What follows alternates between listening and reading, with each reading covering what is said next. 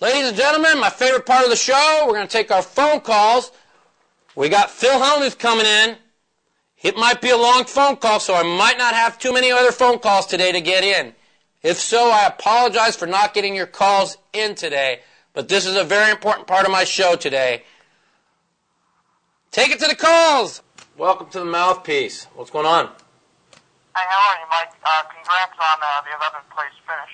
Fuck that shit. I got fucked again. What's going on? I had all the chips, man. Yeah, I wasn't going to say anything because Daniel said you don't tell anyone who doesn't get first. Good job. Yeah, well, Daniel had all the chips and blew up. I had all the chips and got fucked. You know, I played great. I dominated the table. I don't remember in maybe my lifetime of dominating a table like this. They were all, it was really weird. They were all just sitting there talking to each other, like waiting for somebody else to go bust when we were like 6-6, trying to get to the final table. And I don't even know if they realized that I had raised like 100 hands in a row. I mean, I was down to 145 after taking 2 beats, and the next thing you know, I had 580, and nobody was really even aware of it.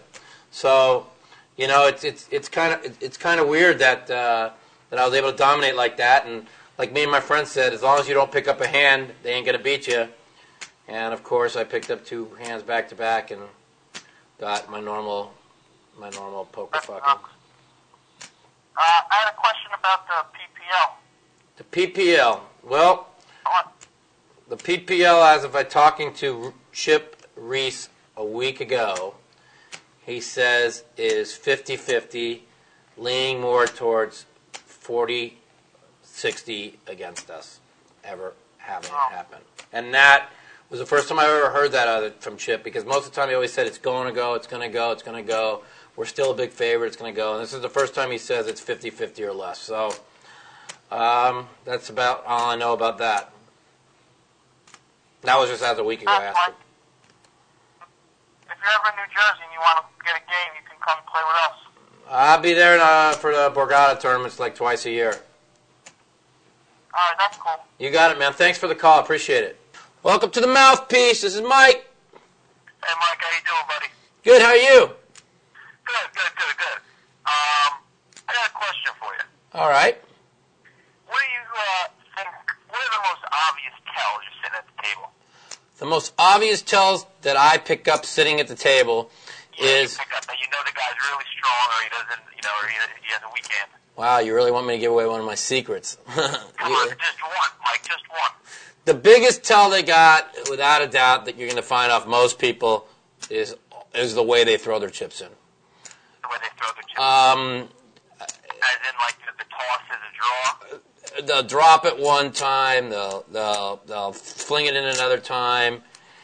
Very few people are capable of changing that up. Even if they knew that you're looking for that tell, yeah, they're still in the heat of battle.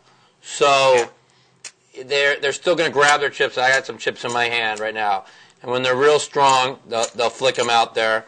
And then when they're weak, they'll you know how you just sit them next to each other side by side. Yeah. And so basically you grab a stack of chips in your hand. You know, a lot of guys will just raise it, and they'll just go like next to each other, and then and that's where they're strong. Another guy will just flick it out there. Another time they'll just set it down there. Basically for like 3 hours straight or 2 hours straight. If I think there's a player to be, I look at how they drop their chips in all the time, and I always find a strength and weakness out of the way they drop their chips in. It's probably 90%, and it's an it's something that you're not even conscious that you do. So me, of course, I fling my chips in every which way, whether I'm strong or loose at all times. So because I'm already conscious of it, and it's something it's tough to be conscious. But without a doubt, that's the biggest tell. Thanks, Mike. I saw you finished 11th. How close were you? Very close. I was a chip leader. I was a chip leader almost the whole entire day 2, and it was pretty sad what happened to me. What happened? I mean, I saw your article on card play. Well, basically, you know, it basically 5-handed and 6-handed. I was dominating the table, and I picked up jacks against jacks, back-to-back hands, 5-handed. The first one, for sure, I knew I was a huge favorite. The second one, I was so aggravated from which was back-to-back about the hand before, that I don't think I took the extra couple seconds to really stop and think for a second, and I auto-called him, and he had kings. So, you know, I had jacks versus... Well, I had jacks versus two people with ace-queen, and a queen hit, and then big button versus small blind, jacks versus kings. So it was pretty sick and pretty devastating to me, but I'm good. I'm okay with it now. What's your next event? Stud High Low tonight at 5 o'clock. All right, Mike. Good luck, buddy. Later. Welcome to the Mouthpiece. This is Mike. Mikey, Phil Hellmuth. Philly Hellmuth, the man, the myth, the legend. I'm dedicating my show to you tonight for winning a bracelet number 11. How did it feel? Felt amazing. It really did. I was walking around on cloud 9. I mean, it was over. It was 8 p.m. and I'm like, wow. All right. I mean, I'm not going to say that was easy, but it was pretty smooth. And, pretty smooth. These things don't always go smooth. You know, I've played lots of final tables, and and a lot of times it's not smooth. And no reflection of how anybody played. I mean, I just played a patient game, and no one got too crazy. Right. Which means the table didn't get too crazy, and I just kind of hung in there, and picked off a couple bluffs, and all of a sudden I had the tournament. Well, as you know, and many times I say it all the time, that very few people have a true understanding of No Limit Hold'em. And we talk about it all the time, and we always talk about the fact that we're so amazed at such a misconception of No Limit Hold'em. And I tell people all the time that, me and Phil talk, and what makes Phil so great, and what I feel makes me such a good No Limit Hold'em player, is we understand the game so much, where so many people don't. And I am a big Phil Hellmuth fan. Mikey, let me just say this. It is true. I talk to you more than any other poker player. So you're not just one of these guys saying, "How you doing, Phil?" Right. You're a good friend of mine. No. The fact is, I talk to you more than any other poker player. That's a true story. Right. And what the world doesn't know about you is that you have a great heart. Thanks, Phil. I appreciate it. It's true. People are starting to figure it out. I just did an interview today, and I said, you and Tony G both have great hearts, and people think, oh, these guys are jerks, but they don't know. The players know you, and we do talk all the time, and you've been one of my biggest supporters. I mean, you keep telling everybody I'm the best No Limit Hold'em player in the world. You are the best, Phil.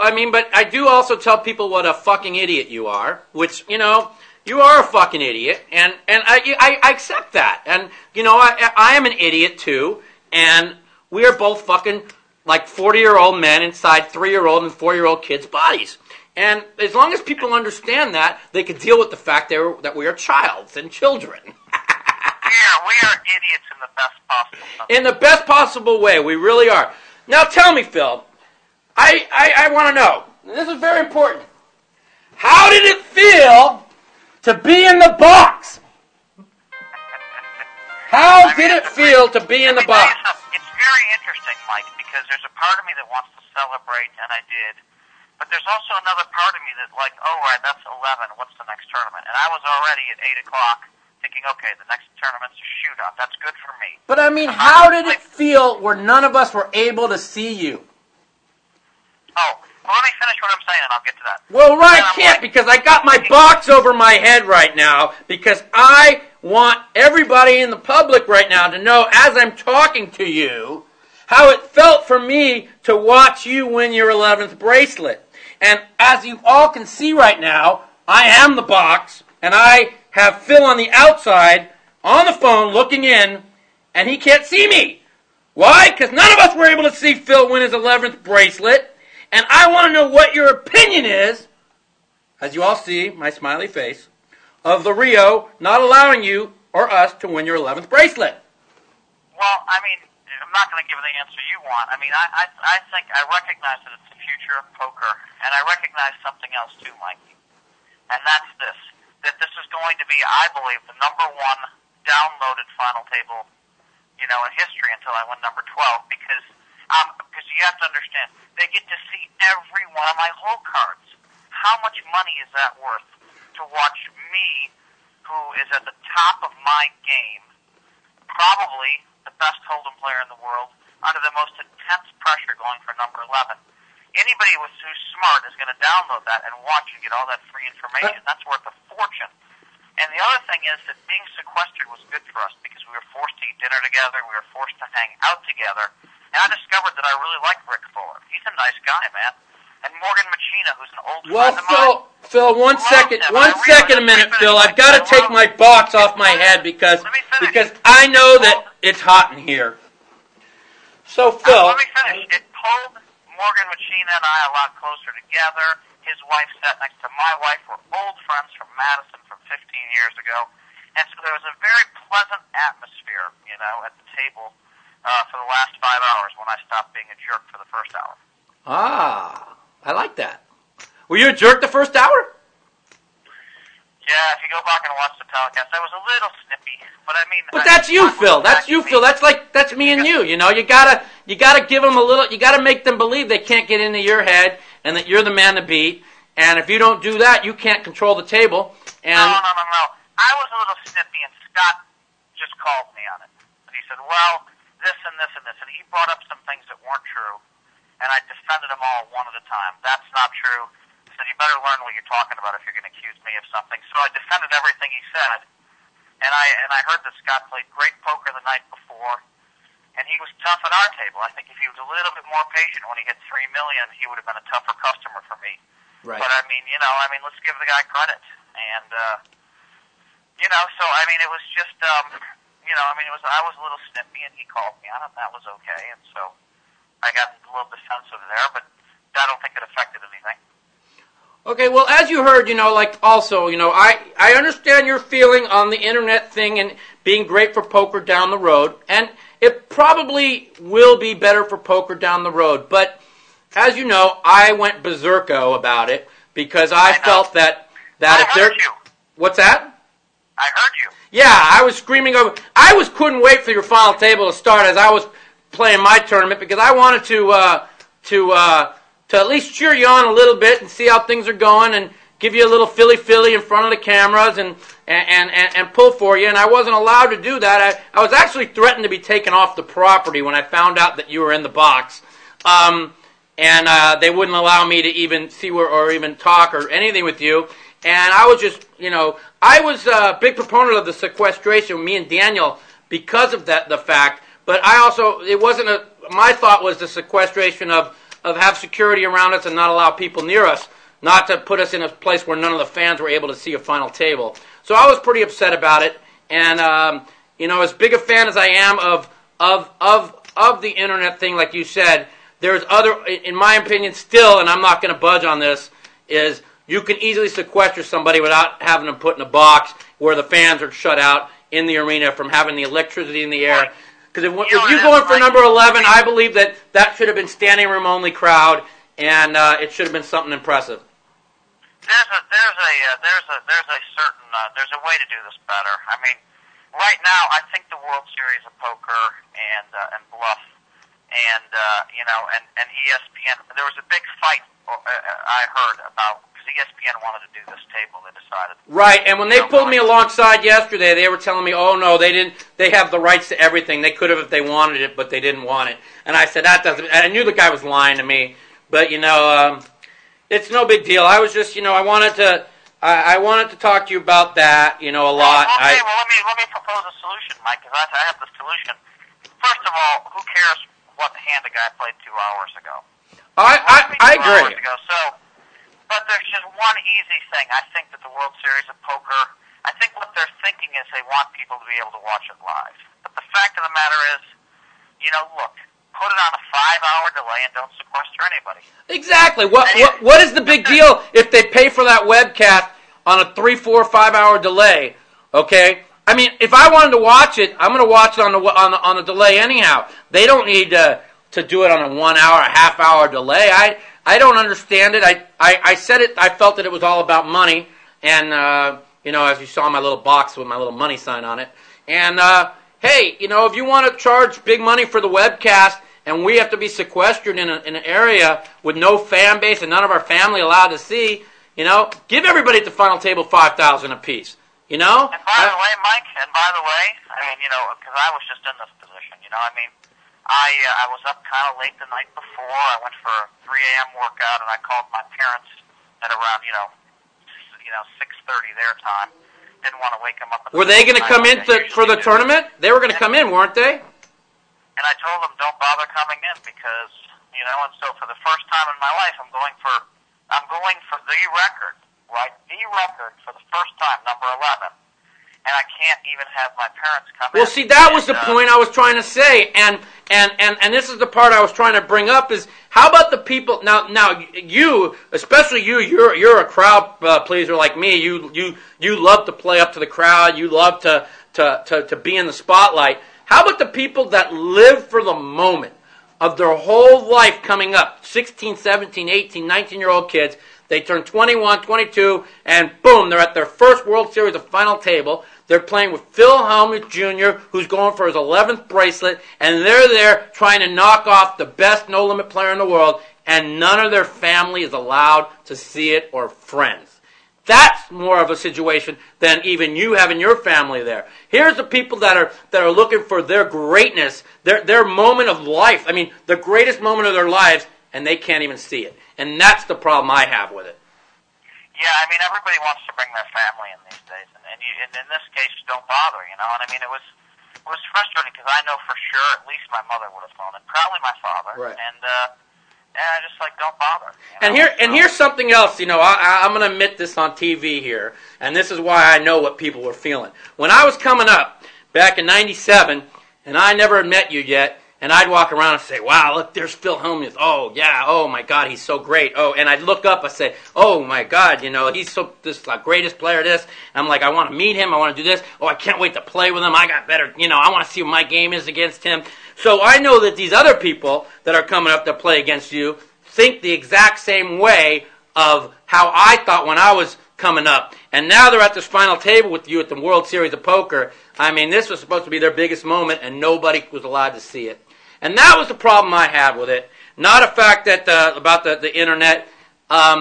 Internet is great for it, but there's just got to be a better solution as far as getting it to where people that it's not in a situation where nobody can be cut off. The answer is it's just a 5-hour delay. On the other hand, I want you to consider this, Mike. Mm-hmm. There is one advantage here that you didn't think of. Having a crowd like that, so I was playing against Jeff Cabanillas, and you were one of my biggest supporters. You kept coming up to the table, Benetti, some others, and my wife and parents are there, but they just kind of sit in place. But you would come up and encourage me and Benetti and a few others, and it was great having that support. But let me tell you something. There was also a time where they started shouting, Phil's on tilt, Phil's on, a bunch of his supporters. Right. Well, that's also, but that's good for the game. We always know that fans going for you and against you is so great for the game. That's what brings the sport to what people love. People love to watch me. Yeah, Mike. People love to watch me tell you what you are, a fucking idiot. People like to tell you when you tell me, when you go, and people love when you sit there and say, floor man! Do I have to put up with this shit?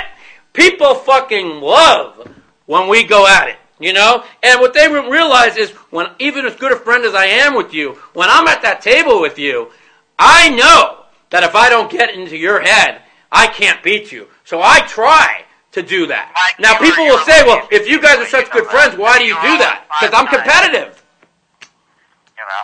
And I don't, you really didn't affect me. Even you had to shut up the last 3 or 4 hours because the poker was so intense. Of course, it was so intense that I had to be. I knew you weren't going to get to me. Right. Hoyt Corkins happened to pick up aces when I had ace queen. I'd been waiting for him all day. Otherwise, I had the chip lead, and I think it's going to come down to you and I think it would have been a great battle. Yeah, I was looking forward to it. It was something I've always wanted to happen, and everybody's Mike, like... But Mike, anyway, I was put in an awkward situation at the series that year because the floor people didn't do anything about it, number one. Right. And they didn't know what to do, security, so I walked over there myself because I'm not going to put up this. That's crossing the line. when you're shouting Phil is on tilt. It's one thing to cheer for your man. So I went up and I said, I thought it was pretty funny, though. I went up there to the group and I said, look, I'm trying to make history here. Please respect that. And they all immediately apologized and shut up. And, you know, I had to deal with it myself. So what? I don't mind.